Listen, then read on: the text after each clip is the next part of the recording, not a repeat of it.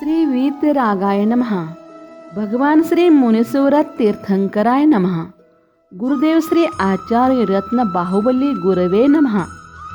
Jain Ramayan Padma Purana Gyandhara number 22।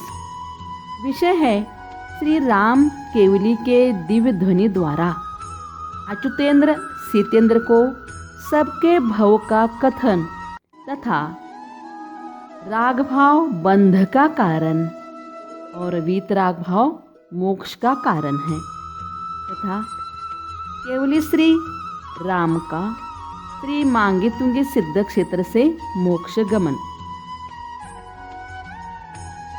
अच्युतेंद्र सीतेंद्र केवली श्री राम की दिव्य ध्वनि से विरक्त हो रहा है। नरक में लक्ष्मण और रावण के जीव को उपदेश देकर तथा वहाँ के दृश्य देखकर जिसकी आत्मा अत्यंत भयभीत हो रही थी, ऐसा वह सीतेंद्र मन ही मन अरिहंत सिद्ध साधु और केवली प्रणीत धर्म इन चार की ही शरण को प्राप्त हुआ। अनेकों बार उसने मेरु पर्वत की प्रदक्षिणा दी, नारकियों के दुखों का स्मरण कर सीतेंद्र विमान में भी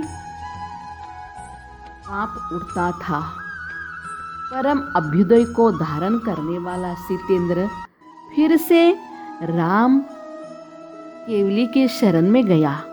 वहां जाकर उसने हाथ जोड़कर भक्ति पूर्वक बार बार प्रणाम किया। तदनंतर संसार सागर से पार होने की इच्छा से सीतेंद्र ने श्री राम केवली की स्तुति की। वह कहने लगा कि हे भगवान, आपने ध्यान रूपी अग्नि से संसार रूपी अटवी को दग्ध कर रहे हो। श्री मुनीश्वरनाथ के शासन की अच्छी तरह सेवा कर आप विशाल तप के द्वारा संसार सागर का अंत कर रहे हो। परंतु हे राम, यह क्या तुम्हें उचित है जो तुम मुझे अकेले छोड़कर निर्मल और अविनाशी पद मोक्ष को प्राप्त कर रहे हो। तब श्री राम केवली ने कहा कि हे सुरेंद्र, राग छोड़ो, क्योंकि वैराग्य में आरूढ़ मनुष्य की मुक्ति होती है और रागी मनुष्य का संसार में डूबना होता है। मनुष्य अपने ज्ञानशील आदि गुणों में अनुरक्त होने के कारण ही संसार सागर को तैर सकता है। सीतेंद्र ने श्री राम केवली से पूछा कि हे नाथ, हे भगवान, हे सर्वज्ञ, ये दशरथ आदि भवजीव कहाँ पर है और लवन और अंकुश की कौन सी गति प्राप्त हुई है? केवली श्री राम ने कहा, राजा दशरथ आनत स्वर्ग में देव हुए हैं। इनके अलावा सुमित्रा, कैकेयी, सुप्रभा और कौशल्या, जनक तथा कनक, ये सभी सम्य दृष्टि जीव भी उसी आनत स्वर्ग में देव हुए हैं। लवन और अंकुश दोनों मुनि कर्मरूपी धूलि से रहित हो अविनाशी पद मुक्ति को प्राप्त करेंगे। केवली के इस प्रकार कहने पर सीतेंद्र हर्ष से अत्यधिक संतुष्ट हुआ। तदनंतर उसने स्नेहवश भाई भामंडल का स्मरण कर वह कहाँ उत्पन्न हुआ है, भामंडल कहाँ उत्पन्न हुआ है, इसके बारे में केवली से पूछा। केवली से राम ने कहा, अयोध्या नगरी में अति धनवान वज्रांक नाम का सेठ रहता था। राम द्वारा सीता को त्यागने का वृत्तांत सुन वह इस प्रकार की चिंता को प्राप्त हुआ कि अत्यंत सुकुमारी सीता वन में कैसी रहेगी। इस चिंता से वह अत्यंत दुखी हुआ तथा द्युति मुनिराज के पास दीक्षित हो गया। उसके अशोक और तिलक नाम के 2 विनयवान पुत्र थे। वे किसी समय निमित्त ज्ञानी द्युति मुनिराज जी के पास अपने पिता के बारे में करने गए। वहीं पर पिताजी को मुनि अवस्था में देखकर स्नेह और वैराग्य के कारण अशोक और तिलक भी उन्हीं द्युति मुनिराज जी के पादमूल में दीक्षित हो गए।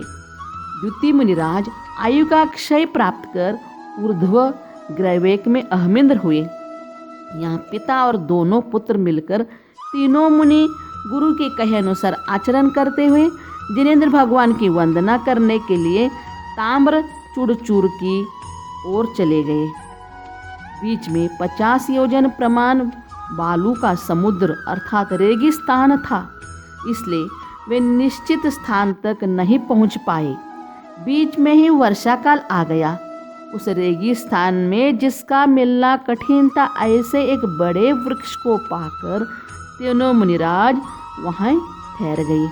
तदनंतर अयोध्या को जाते समय जनक के पुत्र भामंडल ने उन तीनों मुनिराज को देखा और देखते ही उस पुण्यात्मा के मन में विचार आया कि ये मुनीश्वर सभी अपने संयम की रक्षा के लिए इस निर्जन वन में ठहर गए हैं, परंतु यहाँ आहार कहाँ करेंगे, क्योंकि चातुर्मास में मुनि कहीं गमन नहीं करते।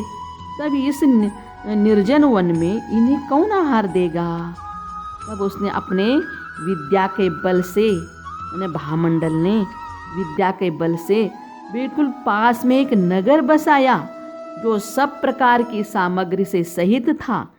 उसने अपने स्वाभाविक रूप में स्थित हो 4 मास पर्यंत रानी सुंदर मालिनी सहित वहाँ वन में रहकर तीनों मुनियों को भक्ति पूर्वक निरंतराय आहार दिया।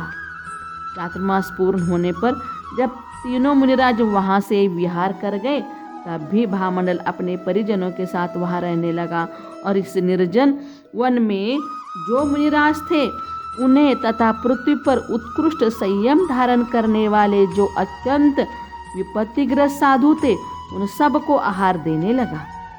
एक दिन भामंडल अपनी पत्नी सुंदर मालिनी के साथ उद्यान में गया और वहाँ शैया पर सो गया। तब अचानक वज्रपात होने से उसकी मृत्यु हो गई। मुनिराज को आहार दान से उत्पन्न पुण्य के प्रभाव से मेरु पर्वत के दक्षिण में विद्यमान देवकुरु में वे दोनों 3 पल्ल की आयु के युगलिया हुए तथा उत्तम पात्र दान के फलस्वरूप निरंतर सुख भोगते हुए रहते हैं। भामंडल का समस्त वृत्तांत सुनकर सीतेंद्र ने फिर पूछा, हे भगवान, लक्ष्मण नरक से निकलकर किस गति को प्राप्त होंगे? रावण का जीव कौन से गति को प्राप्त होगा और मैं स्वर्ग से चय कर कहाँ जन्म लूँगा?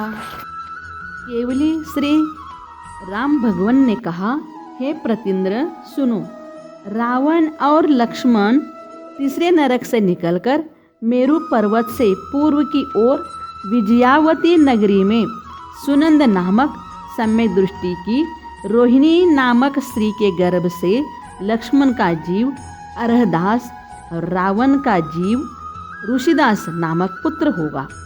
दोनों भाई श्रावक के व्रत पालन कर समाधि मरण करके स्वर्ग में देव होंगे। स्वर्ग के सुख भोग कर आयु पूर्ण होने पर मनुष्य गति में पुनः उत्पन्न होंगे। मुनियों को आहार दान देने से हरि क्षेत्र में 2 पल्ल की आयु वाले होंगे। वहाँ से आयु पूर्ण कर स्वर्ग जाएंगे। स्वर्ग से चय कर पुनः उसी नगरी अर्थात विजयावती नगरी में राजा कुमार कीर्ति की रानी लक्ष्मी के गर्भ से प्रचंड शूरवीर जयकांत और जयप्रभा नामक पुत्र होंगे। तदनंतर घोर तप के प्रभाव से 7वें लांतव स्वर्ग जाएंगे। जब तू सीतेंद्र 16वें स्वर्ग से आरनाच्युत कल्प से च्युत हो इस भरत क्षेत्र के रत्नस्थलपुर नगर में 14 रत्नों का स्वामी तथा षटखंड पृथ्वी का अधिपति चक्ररथ नाम का चक्रवर्ती होगा, तब लक्ष्मण तथा रावण के जीव 7वें स्वर्ग से चय कर तेरे पुत्र होंगे। रावण का जीव इंद्ररथ तथा लक्ष्मण का जीव मेघरथ होगा। दोनों धर्मात्मा तथा परस्पर में स्नेही होंगे। रावण का जीव इंद्ररथ अनेक उत्तम जन्म धारण करता हुआ आगे तीर्थंकर होगा और तू मतलब सीतेंद्र तू चक्रवर्ती पद का त्याग कर मुनिव्रत धारण करेगा। समाधि मरण कर वैजयंत विमान में अहमिंद्र होगा। फिर वहाँ से चय कर रावण के जीव का प्रथम गणधर होकर निर्वाण पद प्राप्त करेगा और लक्ष्मण का जीव मेघरथ कई उत्तम जन्म धारण कर स्वर्ग जाएगा। वहाँ से चय कर पुष्कर द्वीप संबंधी विदेह क्षेत्र के शतपत्र नगर में चक्रवर्ती पद प्राप्त कर फिर वह तीर्थंकर होगा और निर्वाण पद प्राप्त करेगा। और मैं भी 7 वर्ष पूर्ण होते ही आयु पूर्ण करके श्री मांगी तुंगी सिद्ध क्षेत्र से मोक्ष प्राप्त करूँगा, लोक शिखर जाऊँगा, शाश्वत सुख को प्राप्त करूँगा। केवली श्री राम भगवान के वचन सुनकर सीतेंद्र अत्यंत हर्षित हुआ एवं उन्हें बारंबार प्रणाम कर निर्वाण क्षेत्र, नंदीश्वर द्वीप तथा अकृत्रिम चैतालय की वंदना करके पुनः पूर्व जन्म के भाई भामंडल के जीव से मिलने भोग भूमि में गया एवं उसे भामंडल के जीव को कल्याण का उपदेश देकर अपने स्थान 16वें अरुणाचल स्वर्ग को लौट गया। 25 वर्ष मुनिव्रत पालन कर श्री राम केवली भगवान लब्धि से विभूषित हुए। आयु की अवधि पर्यंत केवली अवस्था में अनेक जीवों को उपदेश देकर श्री सिद्ध क्षेत्र मांगी तुंगी से सिद्ध पद को प्राप्त हुए हैं। श्री राम की कुल आयु 17,000 वर्ष की थी। राम लक्ष्मण की ऊंचाई 16 धनुष की थी।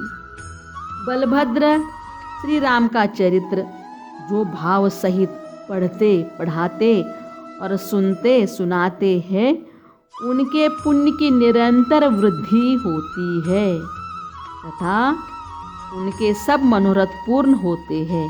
मतलब जैन रामायण पद्म पुराण जो पढ़ते हैं उनके सब मनोरथ पूर्ण होते हैं। यह पवित्र ग्रंथ जीवों को समाधि उत्पन्न कराने का कारण है तथा जन्म जन्मांतरों के समस्त पापों को दूर करने वाला है। श्री वर्धमान जिनेन्द्र के मोक्ष जाने के बाद 1203 वर्ष 6 माह बीत जाने पर यह श्री राम मुनि का यह चरित्र है पद्म पुराण लिखा गया है। यह पद्म चरित्र ग्रंथ अनुष्टुप श्लोकों की अपेक्षा 18,023 श्लोक प्रमाण कहा गया है। श्री रविसेनाचार्य विरचित पद्म पुराण जैन रामायण का हमने अपनी बुद्धि के क्षयोक्षमानुसार संक्षिप्त रूप से कथन करने का प्रयास किया है। भूल चूक क्षमस्व। आप सभी टीवी दूरदर्शन पर रामायण देखते हैं। जैन रामायण पद्म पुराण भी अवश्यमेव पढ़े सुने। सबका कल्याण होवे इति भद्रम भूयात्। जैनम जयतु शासनम। ओम नमः। सबसे क्षमा सबको क्षमा।